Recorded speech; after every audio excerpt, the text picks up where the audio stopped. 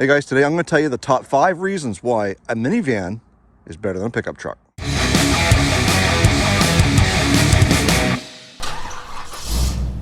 Now I know you're going to think that I'm crazy, but I've been in the car business for over 15 years and I've come to the conclusion that as stereotypical as the minivan may be, I still think that they are better than a 4-wheel drive crew cab pickup truck that you send your wife or your husband or your spouse out to pick up the kids and do your grocery shopping and all that type of stuff. So let's get into this video. So the first reason why I think minivans are better than a truck is the sheer comfort. These things can be optioned out as little or as much as you want. This particular one's got power seats, it's leather, power doors, power lift gate, all the gauge clusters. Everything in this vehicle is as luxurious as you want or can get in any other vehicle. Granted, you can get them stripped down as well. Reason number 2, fuel economy. In a minivan, you're going to get 25 miles per gallon, which translates into about 9.4 liters per 100 kilometers. So even though you're driving around your kids, you're hauling lumber or whatever you want to do with these things, you can get yourself some pretty decent fuel economy and you're not going to break the bank. So that's another reason why these caravans are better than a truck. Okay, reason number 3 why minivans are better than trucks. Can your truck's doors and tailgate open automatically? Well, maybe your tailgate can, but I bet you your back doors can't. That leads us to number 4, and that is the utility of the space in the back of the van.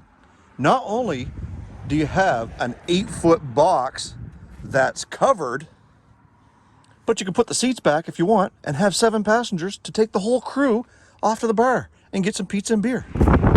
And reason number 5 why minivans are better than trucks, well, this is a 2013 with less than 100,000 miles and it sold for less than $10,000. If you were looking to buy a 2013 Chevy, Dodge, Ford, you guaranteed you wouldn't be able to buy it for less than $10,000 with less than 100,000 miles. So the price is right, the utility is right. Yeah, it looks like a box going down the road. And yes, it may have a stigma, but at the end of the day, you're the one giving it a stigma. You know, deep down, how utilitarian these vans are. Just look at all that potential space. And really, what are you trying to accomplish by driving that big gas-guzzling truck? Does the V8 sound that good? Yeah, they do. They really do sound that good. Especially the Dodges. I think the Dodges have some of the best factory sounds that was ever made out of a stock truck. And that's not the point. The point is that you're just trying to keep up with the Joneses. And every 2 or 3 years, you think you got to have another one just because John or Joe or Bob next door bought the next new model.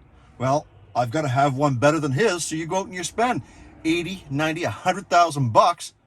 You basically remortgage your house to buy a truck. Why would you do that? Even a brand new all-wheel drive minivan doesn't cost 50,000, maybe 60 if you dress it up really, really nice. And just think of the gas money that you're going to save. Okay, so maybe it can't haul your travel trailer down the road. It can haul a small one. These things are capable, I think, of about 3,500 pounds towing. And don't tell me that, oh, I can't tow my 4-wheeler in the back of my truck. You don't anyways. You've got a utility trailer that you tow behind your truck because you don't want to put the thing in the back of your truck. I get it. Those trucks are high. It's hard to get 4-wheelers up in there. Most of these aren't driving 4-wheelers anymore. You're driving these side-by-sides that, again, are so stupidly large, you need a friggin' trailer to haul them because they won't fit in the back of your truck. So this thing will haul those too. Don't worry about that. And some people say all-wheel drive. Well, yes, you can get these things in all-wheel drive, but do you need it? Guess what? For the first 80 years of vehicles, nobody had an all-wheel drive anything.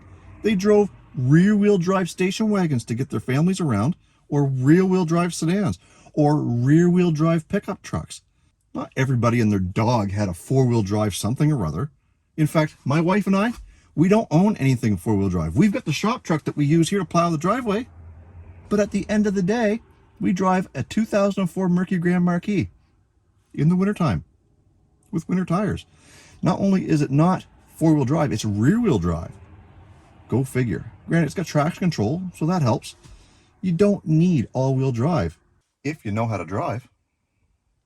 Yeah, I'm looking at you. I think the point that I'm trying to make here is that to some degree we put ourselves in a position of status compared to what we drive. You can be in a position of status driving something a little bit older or not as expensive or a little bit smaller, but we all tend to just push it to the limits, live beyond our means, drive these great big, Dodge trucks, Chev trucks, Ford trucks, Toyotas, whatever, paying probably $1,000 a month, and then we're having to put gas in it. There's another $400 or $500.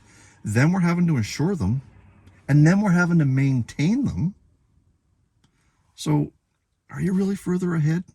And guess what? Maybe at the end of the day, driving that great big truck that sounds really, really good, maybe that's what makes you guys happy.